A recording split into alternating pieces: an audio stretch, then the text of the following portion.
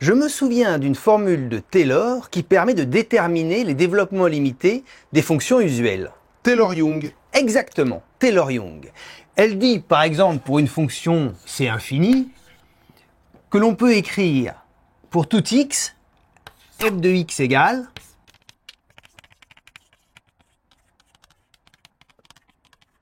f de 0 plus la somme pour k allant de 1 à grand N, où grand N est un entier fixé, la dérivée km de f en 0, c'est la dérivée, donc pour k égale 1 c'est la dérivée, pour k égale 2 c'est la dérivée seconde, dérivée km de f en 0 fois x, plus un reste qui est un petit o de x puissance n. Mais je ne me souviens plus du tout comment on démontre cette formule. Il existe plusieurs démonstrations évidemment de cette formule. L'une des possibilités, c'est de démontrer une formule un peu plus générale, qui est la formule de Taylor avec reste intégral. L'avantage de cette autre formule de Taylor, c'est qu'elle permet de décrire des fonctions usuelles comme somme de séries entières. Écrire une fonction usuelle comme somme d'une série entière, je suis impatient, donne-moi vite cette formule. Non, je ne vais pas te la donner. Je vais t'aider à la trouver. Est-ce que tu peux écrire f de a à l'aide de f' de t, de f de 0, et puis, du signe intégral. Écrire f à l'aide de f' et du signe intégral, c'est pas trop compliqué. F de a,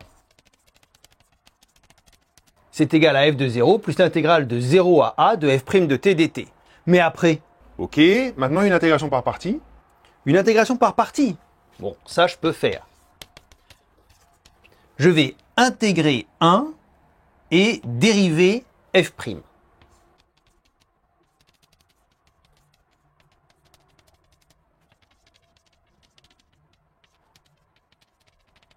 J'ai effectué une intégration par partie, j'ai intégré 1, dérivé f', mais ici j'obtiens f de 0 plus a f' de a.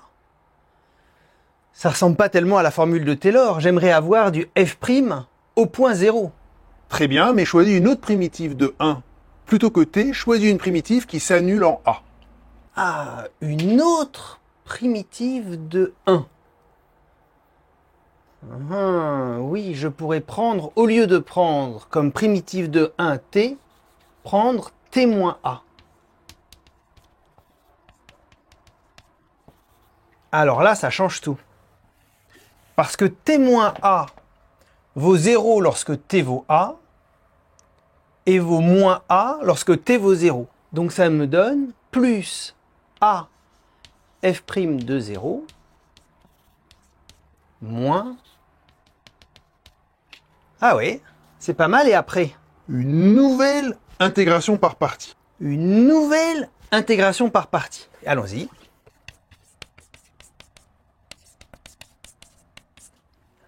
Une deuxième intégration par partie où je vais intégrer t moins a et dériver f seconde de t.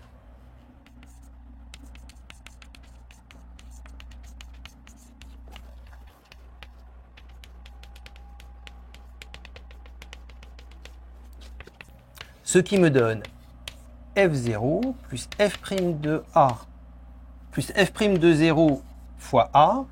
Alors ici, lorsque t vaut a, ça fait a moins a au carré, ça fait 0. Et donc il reste que le terme en 0 avec un signe moins, ça me donne plus 1 demi de f seconde de 0 a au carré plus l'intégrale de 1 demi de 0 à a de t moins a au carré f tierce de t dt. Et j'ai bien ici le début de la formule de Taylor-Young. Et puis ici, au lieu d'avoir un reste en petit o, j'ai un reste avec une intégrale, d'où le terme de Taylor avec reste intégral. Très bien. Et ainsi de suite, on peut continuer à faire des intégrations par partie. On intègre t moins a à la puissance k et on dérive la dérivée km de f. Et on obtient donc, ce que l'on peut démontrer par récurrence si on veut être rigoureux, que pour n'importe quel réel a qui appartient à l'ensemble, à l'intervalle de définition de f, on obtient la formule f de a égale f de 0 plus k allant de 1 à grand N où N est un entier quelconque, 1 sur k factoriel, la dérivée km de f au point 0 fois a puissance k, plus moins 1 à la puissance n, intégrale de 0 à a, de t-1 à la puissance n sur n factoriel, dérivée n plus unième de f au point t, dt. Et vous voyez que ce terme-là, c'est exactement le début de la formule de Taylor-Young. Et le reste, bien sûr, il est différent. Alors la grande différence, c'est que la formule de Taylor-Young, elle n'est valable qu'au voisinage de 0, alors que cette égalité, elle est vraie même si a est éloigné de 0. C'est une égalité qui est vraie pour n'importe quel a qui appartient à l'intervalle de définition de f. Bien, mais peut-on déduire de cette formule la formule de Taylor-Young? C'est-à-dire, est-ce que ça, on peut l'écrire comme un petit taux de a à la puissance n? Supposons, pour nous simplifier, que à droite de 0, il y a un petit intervalle inclus dans i. Un intervalle 0 alpha avec alpha strictement positif inclus dans i. Alors, la dérivée n plus unième de f, elle est continue sur 0 alpha, et donc elle est bornée sur ce segment. Et donc il existe m tel que la dérivée n plus unième de t est inférieure à m pour n'importe quel t entre 0 et alpha. Maintenant, si on prend un a qui appartient à 0 alpha, eh bien, on peut majorer la valeur absolue de l'intégrale par l'intégrale de la valeur absolue.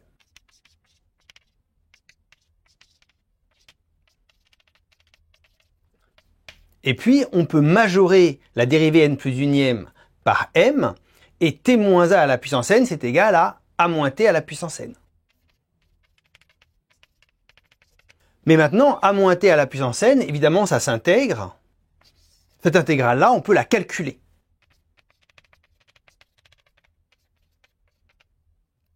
Donc en a, ça vaut 0. Et finalement, c'est égal à a à la puissance n plus 1 sur n plus 1 factoriel. N ici est fixé, d'accord? Et donc c'est bien un petit taux de a à la puissance n. C'est aussi un grand taux de a à la puissance n plus 1. Exactement. Tu as trouvé la formule de Taylor avec reste intégrale à l'aide d'intégration par parties successives. Et là, tu as montré qu'à l'aide d'une petite majoration, on pouvait déduire Taylor-Young de la formule de Taylor avec reste intégrale.